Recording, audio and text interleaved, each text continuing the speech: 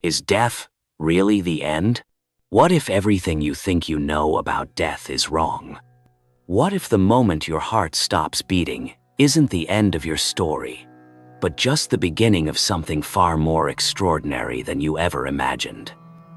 In this video, I'm going to show you scientific evidence that will completely shatter your understanding of what happens when we die.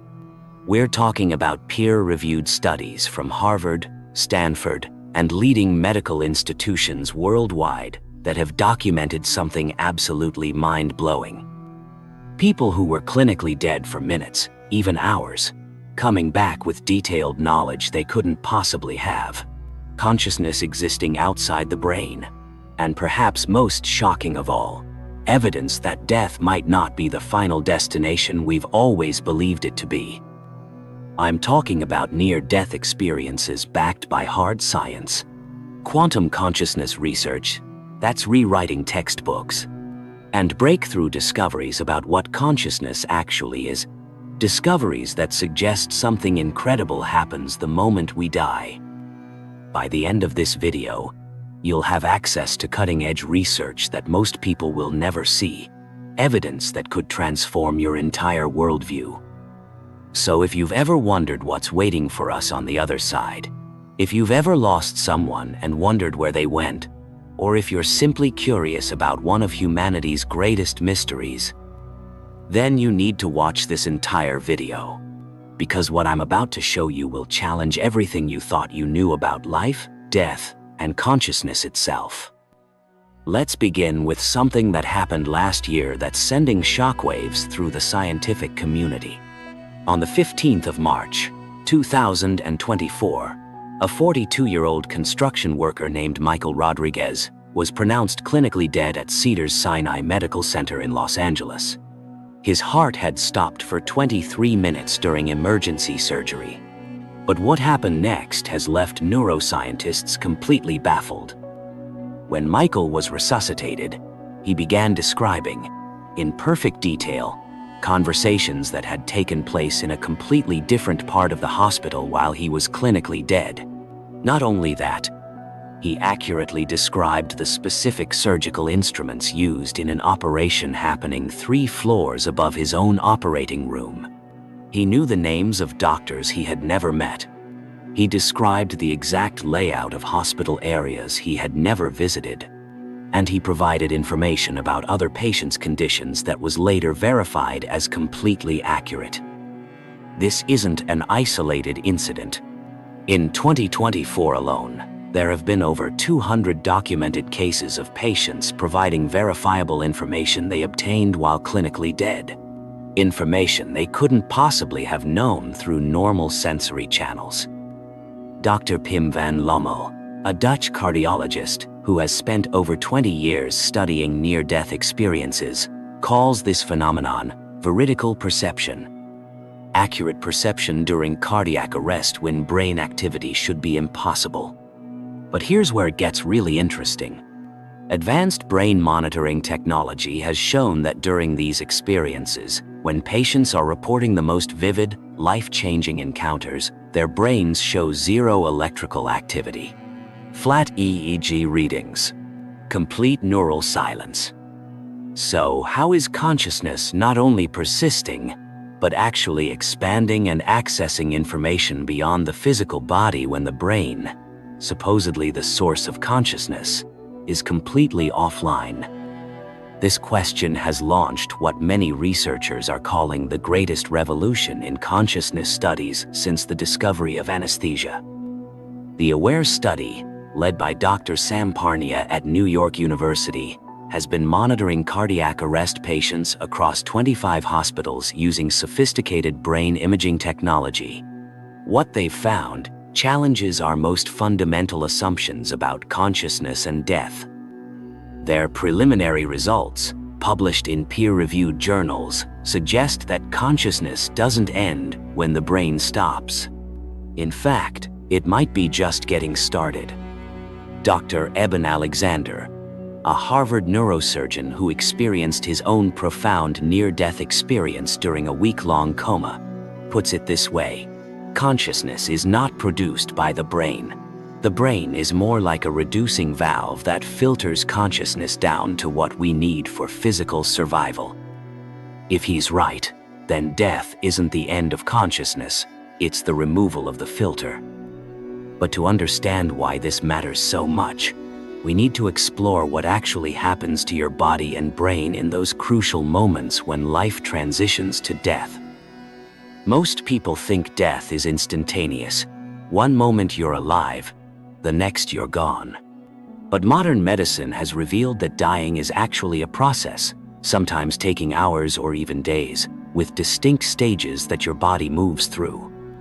Understanding this process is crucial because it's during these stages that the most extraordinary experiences seem to occur. Stage 1, the beginning, minutes to hours before death. The dying process often begins long before what we traditionally consider death. Your body starts shutting down non-essential functions to preserve energy for vital organs. Blood circulation slows, moving away from extremities toward your core. This is why people often report feeling cold or having blue fingernails near the end. Your kidneys begin to shut down, processing less fluid. Breathing becomes irregular, with longer pauses between breaths. But here's what's fascinating. During this stage, many people report unusual sensory experiences. Seeing deceased relatives, hearing beautiful music, feeling an overwhelming sense of peace. Dr. Christopher Kerr, Chief Medical Officer at Hospice Buffalo, has documented over 1,500 cases of what he calls end-of-life experiences. His research, published in the Journal of Palliative Medicine, shows that 88% of dying patients report vivid, meaningful experiences that provide comfort and reduce fear. Stage 2, clinical death, 0 to 6 minutes. This is when your heart stops beating and you stop breathing. Medically, you're considered dead, but your brain doesn't shut down immediately. For the first 4 to 6 minutes, brain cells continue to function using stored oxygen. This is called the golden window for resuscitation. But it's also the window where the most profound near-death experiences seem to occur. Dr. Parnia's research shows that during this period, some patients report experiences more vivid and detailed than normal waking consciousness. They describe traveling through tunnels of light, encountering deceased loved ones, experiencing life reviews, and receiving profound insights about the nature of existence. Stage 3, biological death, 6+ minutes. After about 6 minutes without oxygen, brain cells begin to die. This has traditionally been considered irreversible, the point of no return.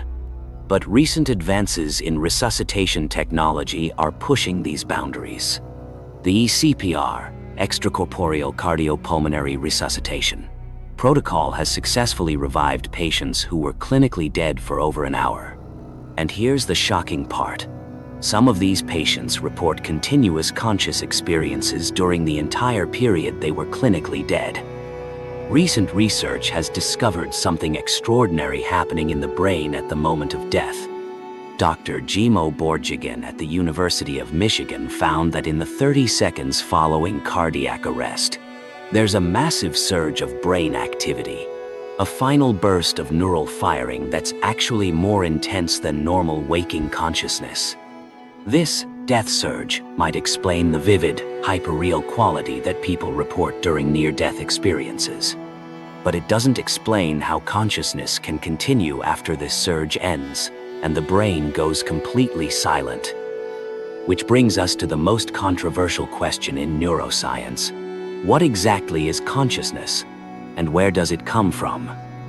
Before we can understand what happens to consciousness when we die, we need to understand what consciousness actually is.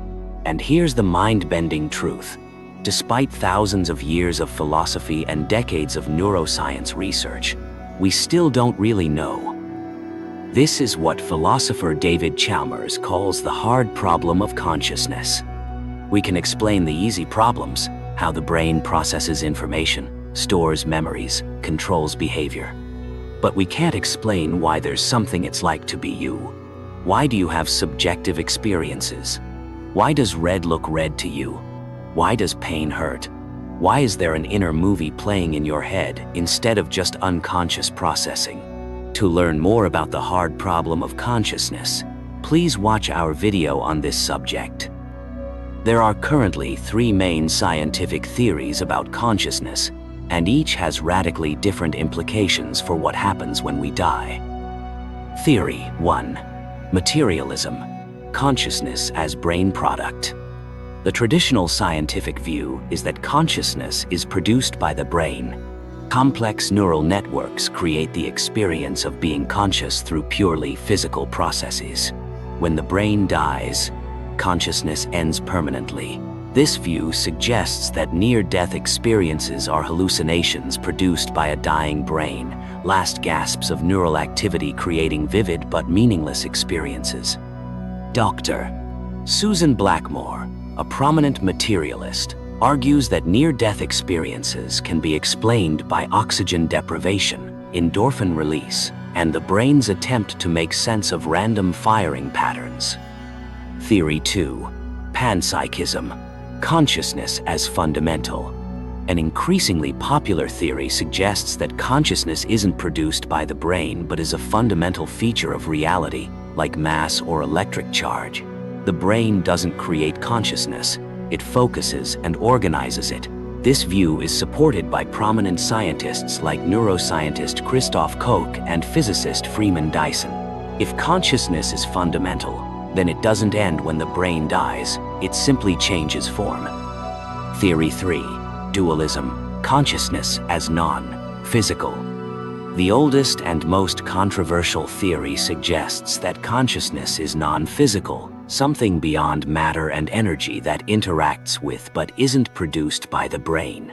Modern versions of this theory, proposed by scientists like Dr. Henry Stapp and Stuart Hameroff, suggest that quantum mechanics might provide the mechanism for non-physical consciousness to influence physical reality. This brings us to one of the most fascinating developments in consciousness research: the possibility that quantum mechanics plays a crucial role in consciousness and death. Dr. Roger Penrose, a Nobel Prize-winning physicist, and Dr. Stuart Hameroff, an anesthesiologist, have proposed that consciousness arises from quantum processes in microscopic structures within brain cells called microtubules. Their theory suggests that consciousness involves quantum computations that collapse wave functions in a coordinated way across the brain. But here's the key insight. If consciousness involves quantum processes, it might not be entirely localized to the brain. Quantum mechanics allows for non-local connections.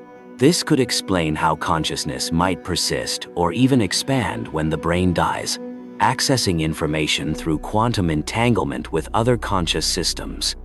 For decades, near-death experiences were dismissed as hallucinations, wishful thinking, or religious fantasy.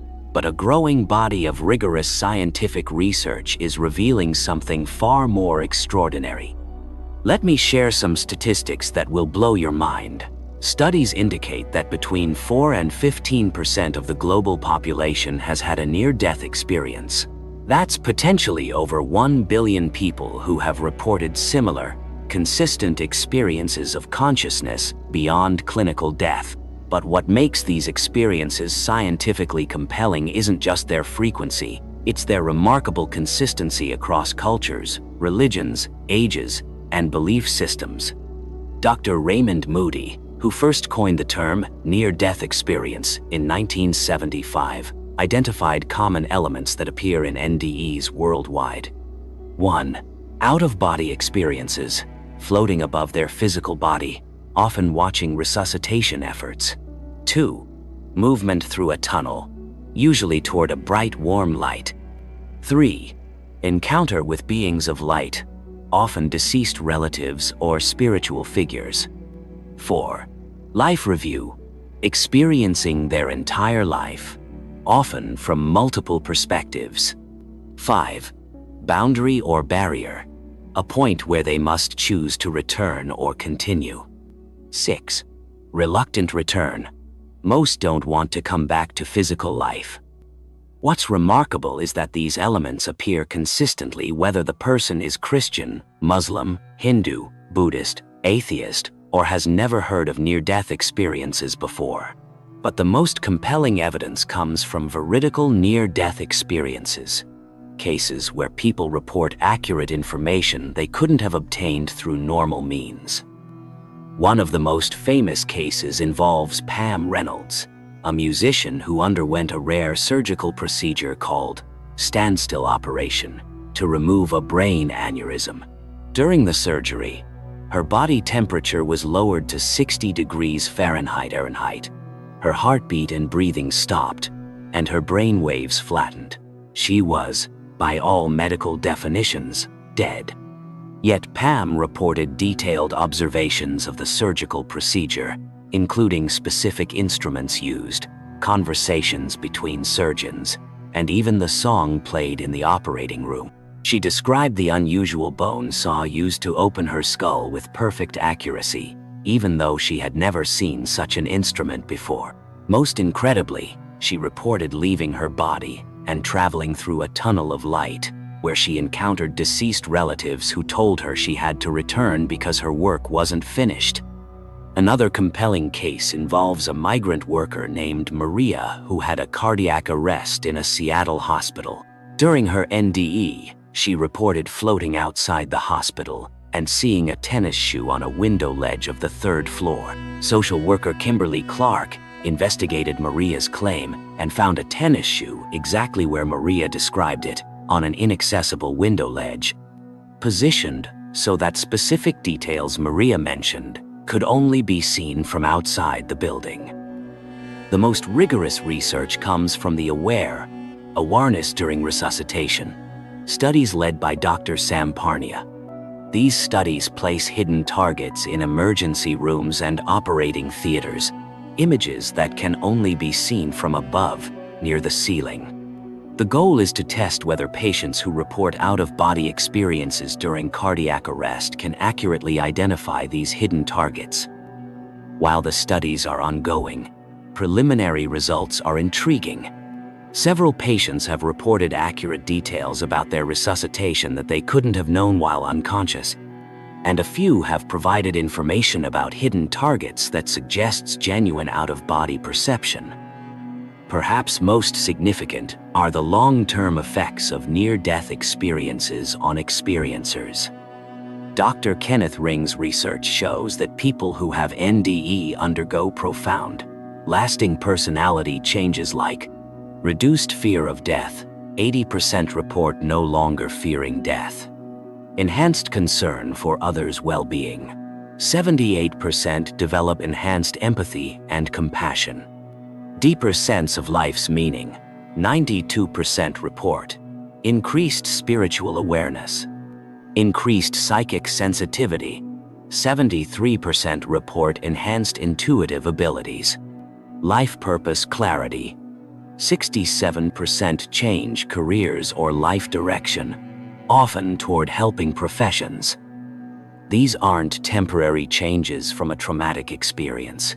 Follow-up studies show these transformations persist for decades. Skeptics propose several explanations for near-death experiences. Oxygen deprivation, anoxia, could cause hallucinations, but doesn't explain the consistent, coherent narratives or veridical perceptions. DMT release. The brain might release this psychedelic compound during death, but DMT experiences are typically chaotic and fragmented, unlike the organized, meaningful nature of NDEs. Expectation and suggestion. Cultural beliefs might shape experiences, but this doesn't explain why atheists and young children report similar experiences. Memory reconstruction. Perhaps people construct NDE memories after revival, but this doesn't account for veridical perceptions or information obtained during the experience. While skeptical explanations address some aspects of near-death experiences, they struggle to explain the most compelling cases, those involving accurate perception of distant events during verified periods of cardiac arrest and flat EEG readings. If consciousness can exist independently of brain function, even temporarily, it suggests something extraordinary about the nature of mind and its relationship to physical reality. But to understand the full implications, we need to explore what cutting-edge neuroscience is revealing about consciousness itself. Modern neuroscience has given us unprecedented insights into what happens inside our brain during the dying process. And what we've discovered challenges everything we thought we knew about consciousness and death. Let's take a journey through your brain in those final moments, because understanding this process is crucial to grasping what might happen to your consciousness when you die. From 0 to 30 seconds, the death surge. The moment your heart stops and oxygen stops flowing to your brain, something extraordinary happens. Instead of immediately shutting down, your brain explodes with activity.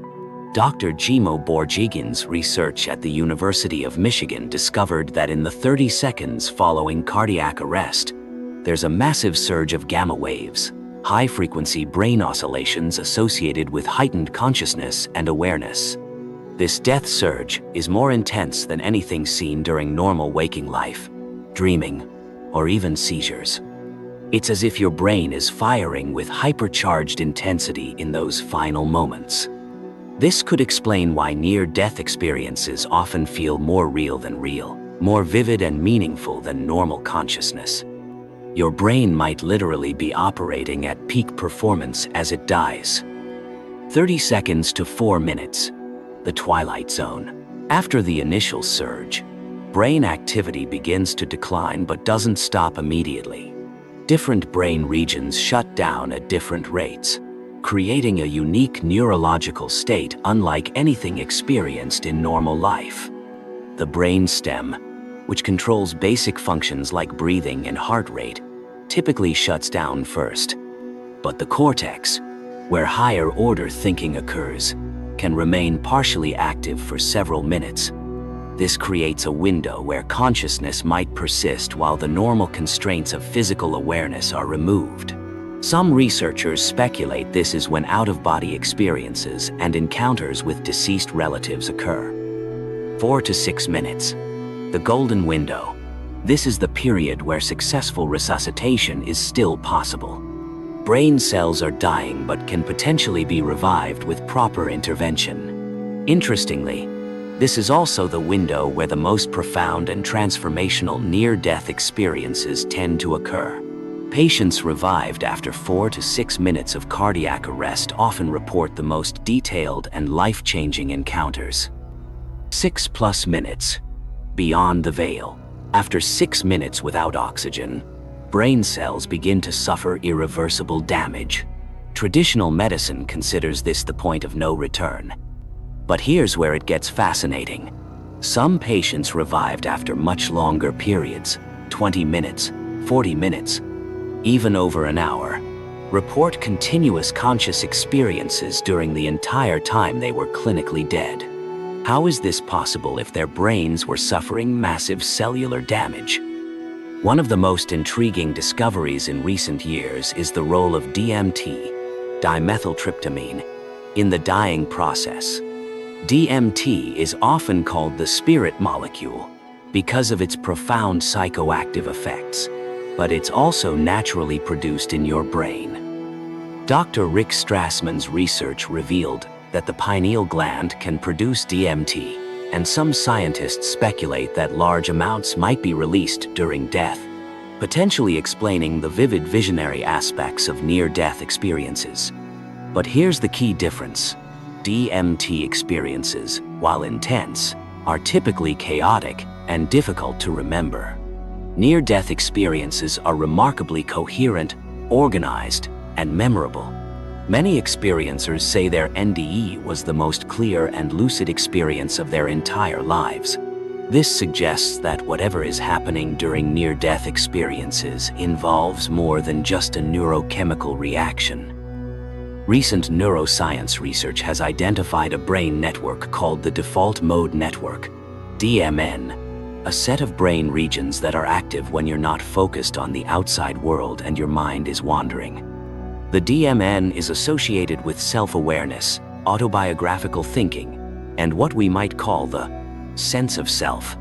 Psychedelic researchers have found that substances like psilocybin and LSD reduce DMN activity, leading to experiences of ego dissolution and unity consciousness.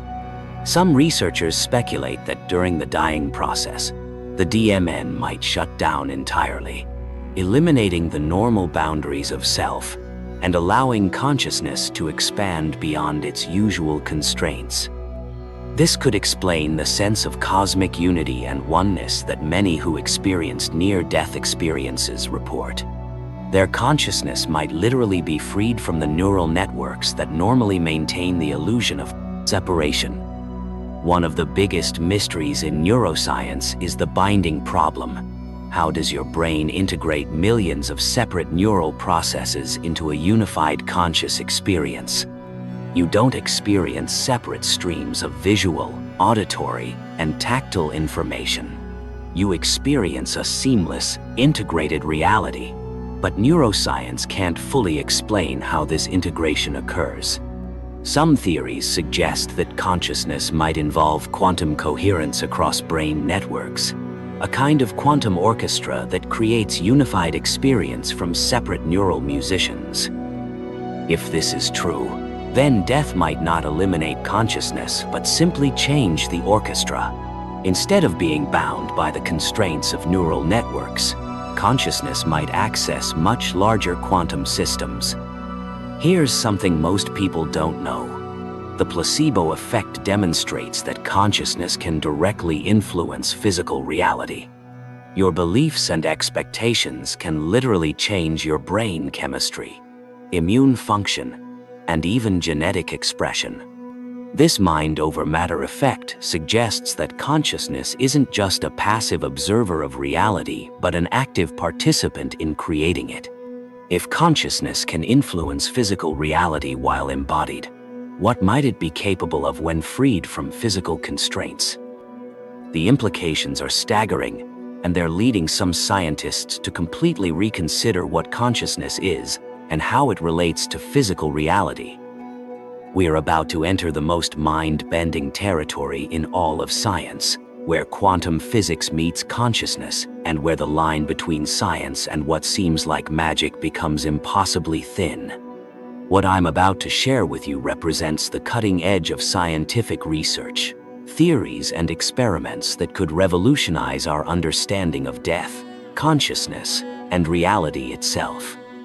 For decades, scientists believed that quantum effects, the weird, almost magical behaviors seen at the atomic scale, couldn't survive in the warm, noisy environment of living organisms.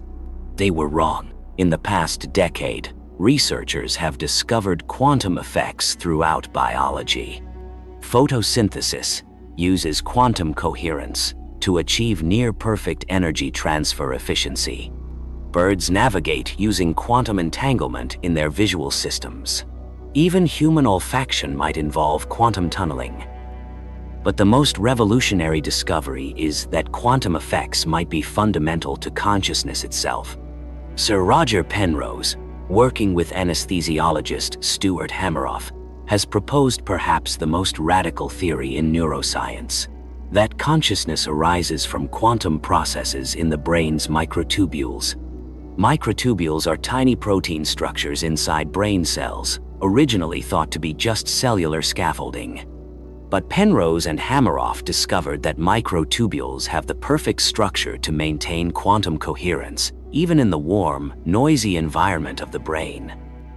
Their theory, called orchestrated objective reduction, ORCOR, suggests that consciousness emerges from quantum computations in microtubules across the brain, orchestrated by quantum entanglement between brain cells. Here's where this gets relevant to what happens when you die. If consciousness involves quantum processes, it might not be entirely localized to your brain. Quantum mechanics allows for non-local connections. Particles can be instantaneously connected across vast distances through entanglement. Einstein called this spooky action at a distance, and it's been repeatedly confirmed by experiments. If your consciousness involves quantum entanglement with other quantum systems, then when your brain dies, those quantum connections might persist. Dr. Hameroff puts it this way: if you think of consciousness as like a song played by an orchestra, death might be like the orchestra stopping. But the song, the quantum information pattern, might continue to play in other orchestras. This brings us to one of the most profound insights in modern physics.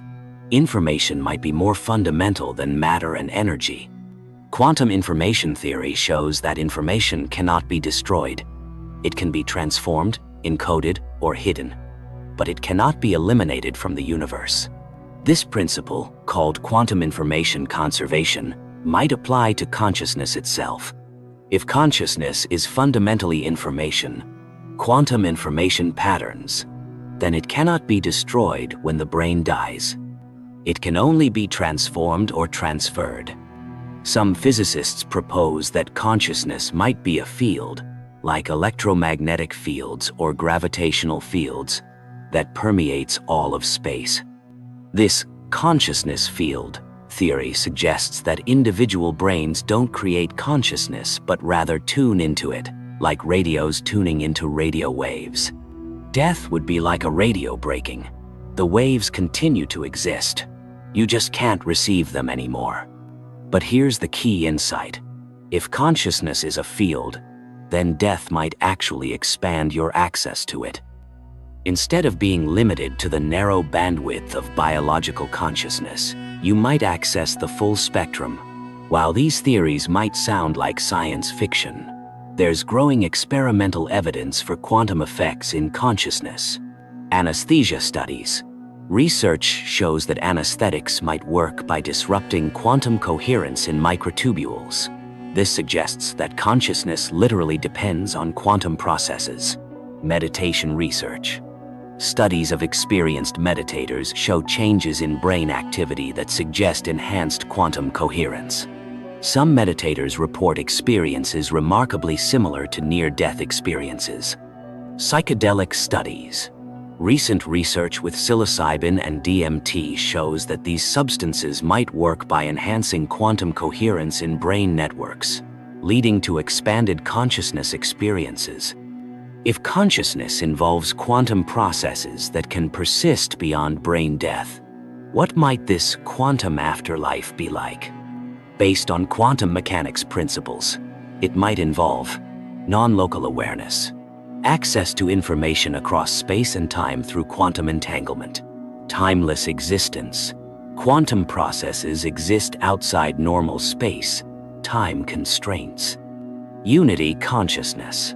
Without the brain's filtering mechanisms, consciousness might merge with larger quantum systems. Information access. Direct access to the quantum information that underlies physical reality. Here's something fascinating. Quantum mechanics suggests that consciousness might be fundamental to physical reality itself. The measurement problem in quantum mechanics is that quantum systems exist in multiple states simultaneously until they're observed. The act of conscious observation seems to collapse these multiple possibilities into a single reality. This suggests that consciousness isn't just produced by the physical universe. It might be essential to creating physical reality. If this is true, then consciousness might not just survive death but might be the fundamental creative force behind all of existence. The quantum consciousness theories have staggering implications for understanding death. 1. Consciousness is non-local, not entirely contained in your brain. 2. Information is preserved. Your consciousness pattern cannot be destroyed. 3. Death is transformation, not termination but change of state. 4. Reality is participatory. Consciousness plays a role in creating reality. 5. Time is elusive. Quantum consciousness might exist outside time. But to understand what this means practically, we need to look at what people who've experienced clinical death actually report. Now we're going to explore the most compelling and detailed accounts of what people report experiencing during clinical death. These aren't religious beliefs or philosophical speculation. These are first-hand reports from people who were medically dead and came back to tell us what they found. What you're about to hear will challenge every assumption you have about death and what lies beyond it. Despite coming from different cultures, religions, and belief systems, people who have near-death experiences report remarkably consistent descriptions of what they encounter beyond clinical death. Dr. Ibn Alexander was one of the world's leading neurosurgeons before his life-changing experience. In 2008, he contracted a rare form of bacterial meningitis that shut down his neocortex, the part of the brain responsible for conscious thought. For 7 days, he was in a coma with virtually no brain activity. According to everything he knew about neuroscience, he should have been unconscious with no experiences at all. Instead, he reports the most vivid, meaningful experience of his entire life. Alexander describes being guided by a beautiful woman through realms of indescribable beauty. He encountered beings of pure light who communicated through direct thought transmission.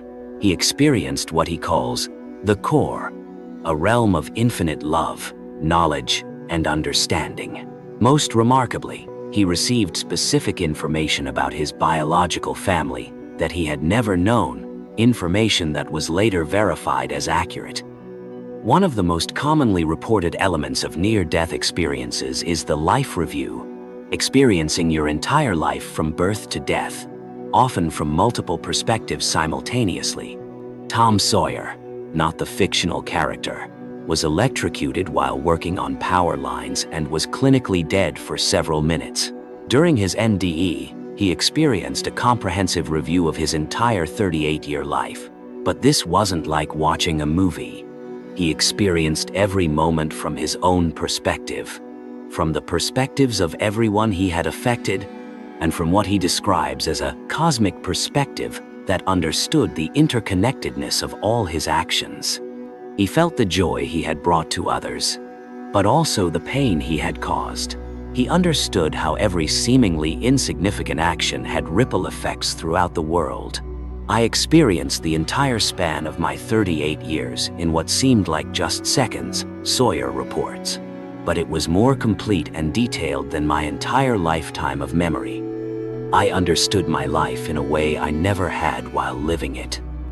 Perhaps the most emotionally powerful aspect of near-death experiences is encounters with deceased family members and friends. These aren't vague impressions or symbolic meetings. Experiencers report detailed conversations and interactions. An 8-year-old boy named Colin had cardiac arrest during surgery and was resuscitated after 6 minutes. When he recovered, he told his parents that he had met his grandmother, who had died before he was born. The child described his grandmother in perfect detail, including specific physical characteristics and personality traits that he had never been told about.